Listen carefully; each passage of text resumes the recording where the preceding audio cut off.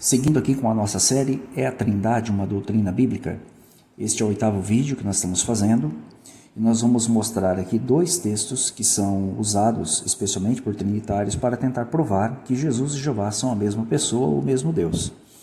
Os textos são do Evangelho de João, capítulo 1, versículo 1 e o capítulo 10, versículo 30. Então vamos ao primeiro texto e vamos fazer uma análise. Será que esse texto apoia ou não a Trindade, né? Então vamos lá. Evangelho de João, capítulo 1, versículo 1. A princípio eu vou usar a tradução Novo Mundo, depois eu usarei aqui a João Ferreira de Almeida, ok? Para finalizar o vídeo. Então nós temos aqui, ó. Então o texto nos diz assim, ó: no princípio era a palavra, que é Jesus, e a palavra estava com Deus, e a palavra era um Deus. Ele, a palavra, né, estava no princípio com Deus. Então nós temos aqui claramente 2 seres distintos. Nós temos o Deus Todo-Poderoso, Jeová, evidentemente, que estava com alguém no princípio da criação do universo, né?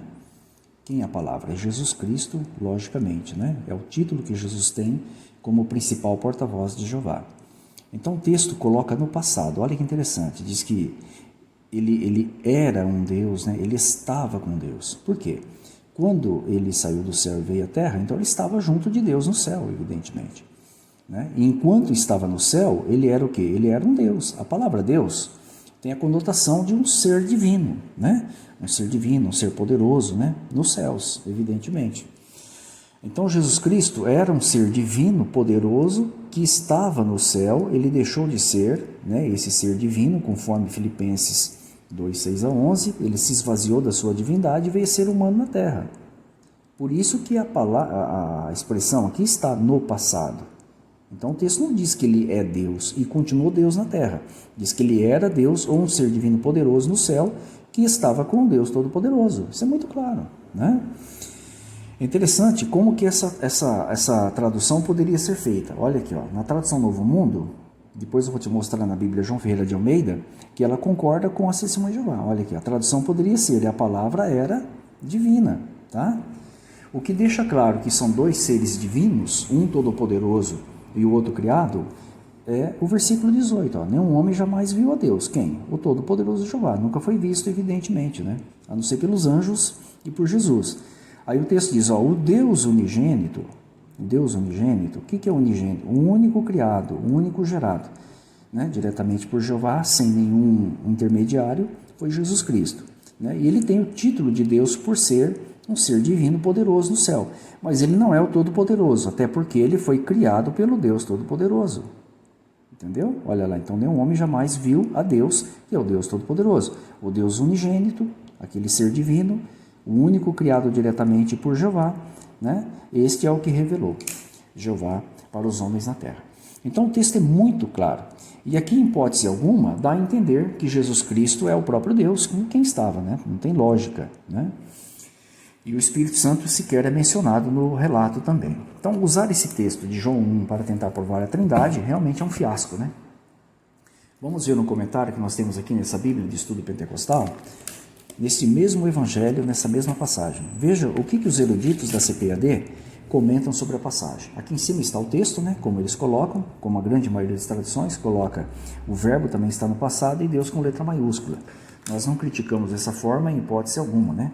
Mas o que não dá a entender, né, de maneira alguma é que o verbo ou a palavra seja o mesmo Deus com quem estava. Veja que ele estava e ele estava com Deus, né? Então não é o mesmo Deus.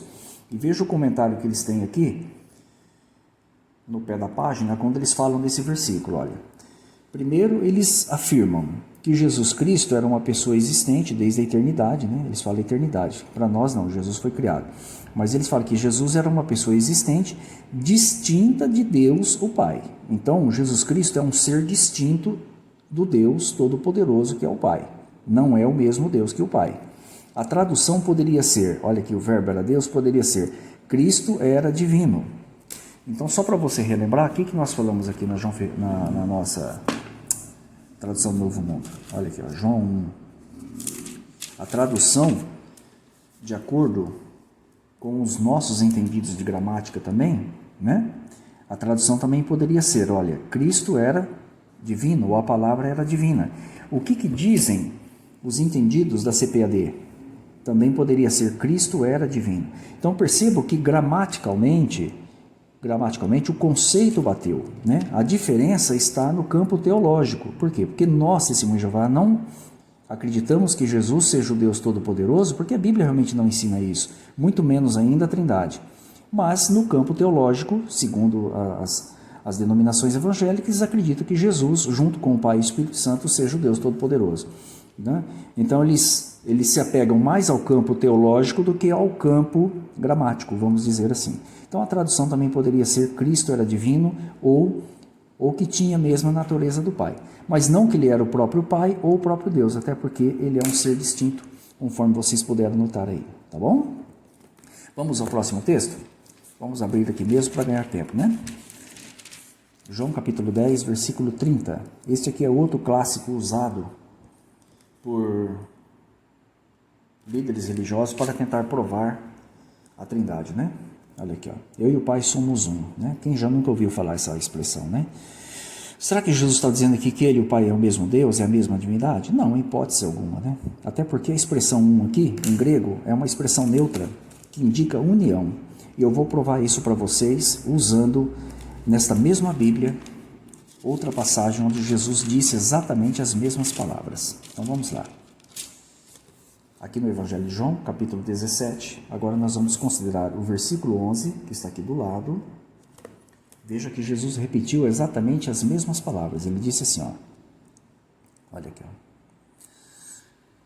ó. Olha. E eu já não estou mais no mundo, mas eles estão no mundo. E eu vou para ti. Pai Santo, guarda em teu nome aqueles que me deste, para que sejam um, assim como nós, evidentemente subentendidos, somos um também, tá? Então Jesus diz que os discípulos deveriam ser um, né? Deveriam ser um, o desejo dele é que eles fossem um, como ele e o Pai também são um. Isto está mais claro ainda aqui no versículo 21, olha aqui, ó. Para que todos sejam um, olha, todos sejam um, como tu, ó Pai, o és em mim e eu em ti, quer dizer, estamos unidos, ó, que também eles sejam um em nós, olha aqui, ó. Então, da mesma forma que Jesus é um com o Pai, os discípulos também seriam. Será que Jesus está falando aqui que os discípulos também são divinos? São todo-poderosos? Como se defende a Trindade? Claro que não. Olha aqui, ó. Para que o mundo creia que tu me enviaste. Olha o 22. E eu lhes dei a glória a que me deste, para que sejam um como nós somos um. Então, da mesma forma que Jesus é um com o Pai, os discípulos também serão um entre si e um com Jesus e com o Pai. Ou seja, unidos. O versículo 23 acaba de esclarecer. Eu neles e tu em mim, para que eles sejam, olha agora, perfeitos em unidade. A expressão em, que acontece aqui no 1, foi traduzida aqui por perfeitos em unidade.